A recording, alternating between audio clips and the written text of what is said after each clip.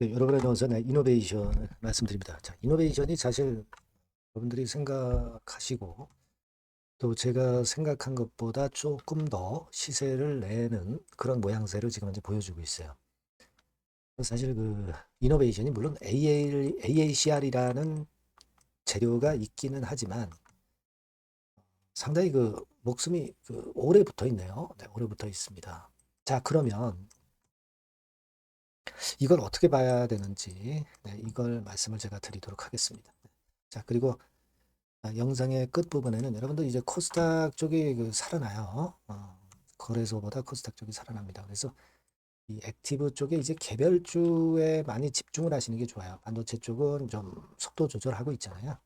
그러니까 이쪽에서 여러분들이 기회를 한번 꼭 잡아보셨으면 좋겠습니다. 자, 요거 말씀을 드릴게요. 네, 영상 후반부에 확인하시고요.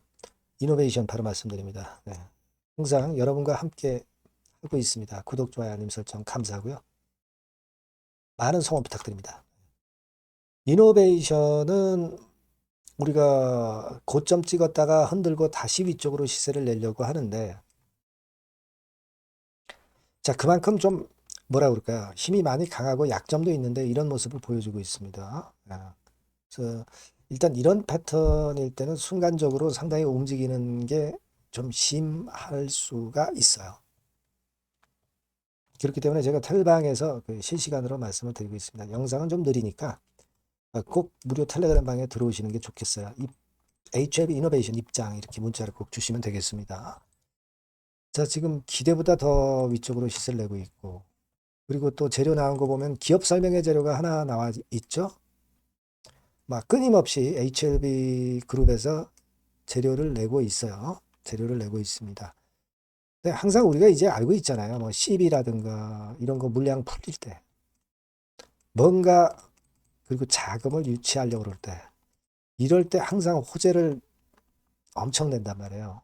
그래서 우리가 그 HLB 그룹의 진회장 속성을 좀 알고 있기 때문에 지금 위치는 이제 좀 보수적으로 봐야 될 그런 위치라고 보고 있는 겁니다. 그죠? 뭐 아직까지는 흔들었다가 다시 위로 시세를 내면서 힘을 좀 내고 있습니다만은 되게 시세가 마무리될 때는 뭐 쌍봉이나 뭐 쓰리봉 정도 주고 그리고 무너지는 경우가 많은데 뭐 그렇게는 안 됐으면 좋겠습니다만은 지금 현재의 상황은 사실 우리가 알고 있는 재료보다도 너무 강한 것 같아요. 강하다는 거는 제가 볼 때는 그 긍정적인 의미보다는 어떤 쌍봉이나 쓰리봉 정도 만들 수도 있는 그런 패턴으로 차라리 해석하시는 게 더 낫지 않겠는가 이렇게 생각을 하고 있는데 임상, 일상이라는 것은 여기에 관련돼서 사실 제대로 된 결과가 아직 나온 건 없어요. 전임상권에 대해서 홍보하는 재료는 나오고 있죠. 그죠? 예, 요즘 그 재료가 나와 있죠. 근데 우리가 진짜 임상, 일상에 중요한 결과가 나와야 되고 사실 우리가 일상, 이상, 삼상이 있습니다. 네, 일상 정도에서 이걸 가지고 시세를 폭발시킨다는 것은 좀 쉽지는 않다고 저는 봅니다. 네, 일반적인 경우를 제가 말씀을 드리는 거예요. 저는 그렇게 보고 싶은데 어떨지 모르겠습니다만은 그리고 이제 외인 동향 보니까 한 29만 주, 30만 주 정도 물량이 좀 나왔네요. 뭐 최근에 외인 동향은 좀 좋았는데 프로그램 매수도 들어오고요. 여하튼 그러나 그 재료적인 측면이나 이런 부분들로 볼 때 제가 문제가 좀 있을 수, 좀 과열 기미가 있지 않느냐 이런 부분을 자꾸 말씀을 드리고 있다는 거 생각을 말씀드렸어요. 물론 지금 뭐 4월 6일 날 거래 정지가 되면서 어, 액면 병합권에 대한 재료도 있죠. 있습니다. 그죠? 네, 그래서 그 부분도 우리가 물론 이 작용이 되고 있지 않느냐. 네, 이렇게도 보긴 봅니다만은 하지만 좀 과도한 그런 측면이 없지 않아 있다. 네, 저는 그거를 좀 강조를 드리고 싶고요. 그 부분을 좀 생각하시는 게 더 낫지 않겠나 하는 생각이 좀 듭니다. 한번 이제 거꾸로지면은 사실 그때 하기에는 이미 늦은 경우가 많죠. 그걸 생각하시고 매매가 좋지 않나 싶고 우리가 지금은 아직 3회차 12, 3월 31일 날 상장되는 게 물량이 아직 안 풀렸다는 거 생각을 해보실 필요가 좀 있고요. 그죠? 네, 요거. 3월 31일이라면 그보다 한 이틀 전 앞서서 물량이 나올 수 있다는 거. 이 부분도 좀 보셔야 돼요. 예. AACR은 4월 17일 날 있지만 초록 발표는 이미 마무리가 됐거든요. 사실은 대개 초록 발표 이전에 더 큰 시세를 내는 경우가 많아요. AACR 발표 앞두고도 물론 이제 반등파가 나오지만 아주 강력하게 이전 고점 돌파해서 새로운 시세를 내는 경우는 그렇게 많지는 않습니다. 항상 주가는 미리 기대감을 선 반영한다는 것을 생각을 하시는 게 좋겠다는 말씀을 좀 드리고 싶어요. 이렇게 자꾸 그 좋은 재료 내는 것은 물론 나쁘지는 않습니다만은 우리가 물론 그리고 자금도 한 300억 정도는 있죠. 300억 정도는 있어요. 뭐 적지는 않습니다만은 여기 확인이 되죠.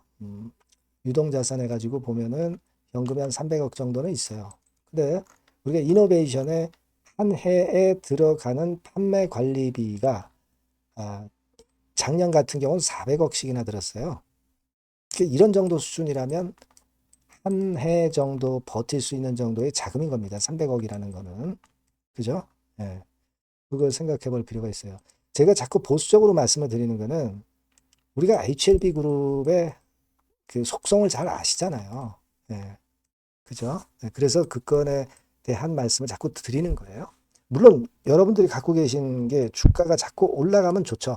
올라가면 좋은데 예상이 틀려서 올라가면 좋은데 그래도 지금 타임에서는 제가 말씀드리고 싶은 의견을 드리는 거예요. 아시겠죠? 예. 호재 다 나왔고 그리고 물량이 대기하고 있다. 이런 부분들을 좀 감안하셔서 좀 물량을 좀 축소하는 쪽으로 가시는 것이 오히려 더 낫지 않느냐. 네, 그런 견해를 조심스럽게 말씀드려 봅니다. 물론 제 의견이 틀려서 계속 시세를 내면 그럼 더 좋겠어요. 네, 하지만 우리가 예상은 해야죠. 네, 저는 그렇게 보고 있습니다.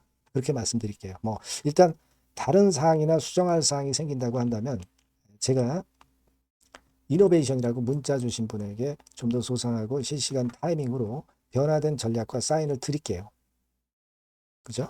주가라는 거 누가 알겠습니까? 우리가 변수가 발생하면 또 다른 의견이 나올 수 있는 겁니다. 그리고 무료 텔레그램 방도 들어오실 필요가 있습니다. 네, HLB 이노베이션 입장 이렇게 문자 주시면 텔방에 초대해서 거기서 소상히 실시간으로 말씀드릴게요. 네, 그렇게 말씀드리고요. 제가 그 액티브 종목을 말씀드린다고 그랬죠. 네, 요거 지금 말씀을 드릴게요.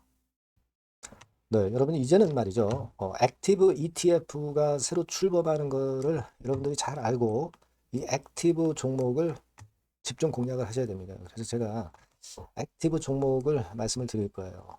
그러니까 여러분 요즘 그 지수 ETF를 투자하는 것은요, 네, 이미 한물 가버린 겁니다. 네, 이제는 지수가 한 차례 큰 폭으로 급등했다가 흔드는 그런 패턴이기 때문에 이제는 다시 그 코스닥 쪽에서 출범하는 액티브 ETF를 봐야 돼요. 근데 여러분들이 뭐 ETF를 하라는 말씀이 아니라 그 액티브 ETF에 편입이 될 종목을 해야 된다는 거예요. 예.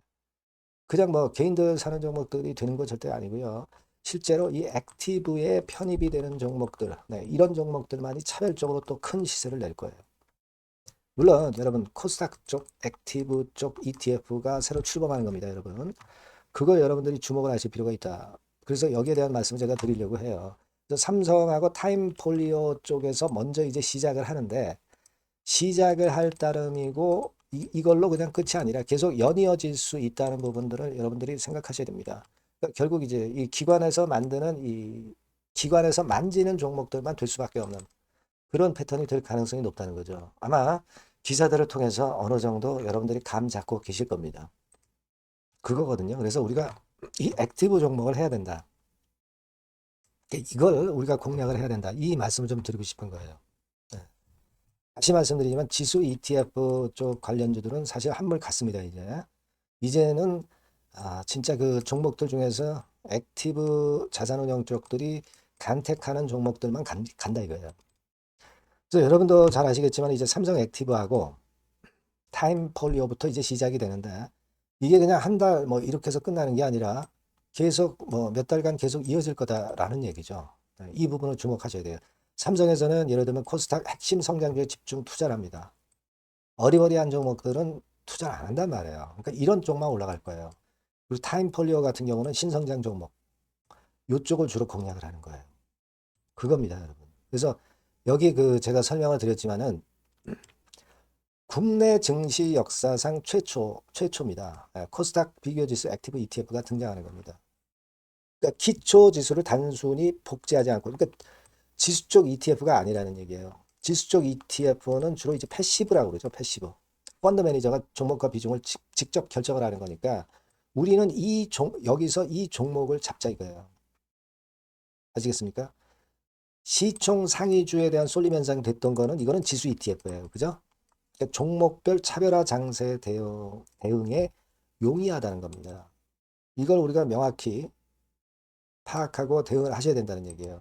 그래서 여러분 여기 나와 있지만 액티브 ETF하고 패시브 ETF하고 비교를 하는 거 나와 있습니다만 패시브 ETF는 지수에 투자를 하는 거고 액티브 ETF는 종목에 투자를 하는 거다. 모든 종목 투자하는 게 아니라 엑기스 종목만 한다 이거예요. 그러니까 시장 지수 대비해서 초과 수익 날 가능성이 상당히 높고 운용력이 종목과 비중을 직접 선택하는 거다 이런 얘기죠. 예. 그리고 투자 전략은 수동적이 아니죠. 지수 추종하지 않기 때문에 능동적이고 시장 상황에 맞춰서 발빠른 대응이 가능하다. 그죠? 네, 이게 특징이에요. 그러니까 지금은 우리가 이 액티브 ETF에서 공략할 종목을 여러분들이 이제 선택해서 저하고 같이 하자는 얘기입니다. 그죠? 그거예요, 논점은. 거기에 바로 포인트가 있다. 이렇게 말씀을 좀 드리고 싶은 거고요. 자, 여기 보시는 바와 같이 자산운용사가 삼성과 타임 이후에도 계속 출범해요.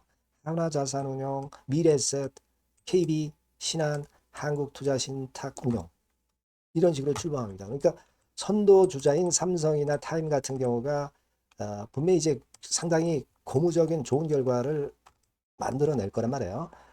그렇게 되면서 이쪽으로 또 자금이 몰리는 겁니다, 여러분. 지수 ETF 쪽이 아니에요. 액티브 ETF 쪽으로 몰린다 이거예요. 자, 그렇기 때문에 이 건과 관련된 액티브 관련주를 제가 말씀을 드릴 거예요. 한 종목으로 끝나는 게 아니라 지속적으로 말씀을 드릴 겁니다, 여러분.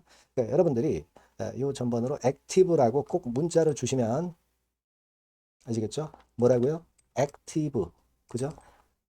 능동적인 그런 뜻이죠. 액티브라고 문자를 주시면 제가 그 종목과 매수 타임과 매도 타임과 중간중간 AS까지 드릴 거예요. 액티브라고 꼭 문자 주셔서 이번에 한번 좋은 기회 한번 발견해 보시자고요. 네, 아시겠죠? 네, 감사합니다.